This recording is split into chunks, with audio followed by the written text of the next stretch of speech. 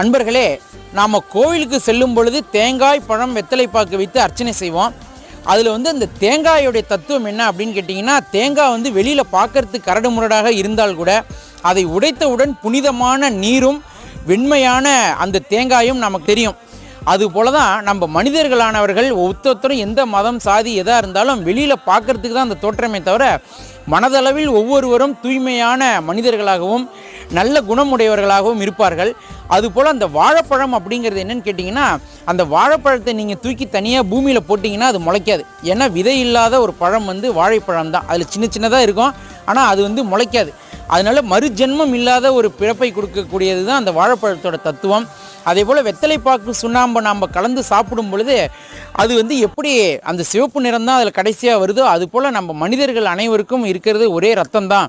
அதனால் எந்த பாகுபாடும் இல்லாமல் நாம் இருக்கணும் அப்படிங்கிறது தான். அதுலேயும் வெத்தலை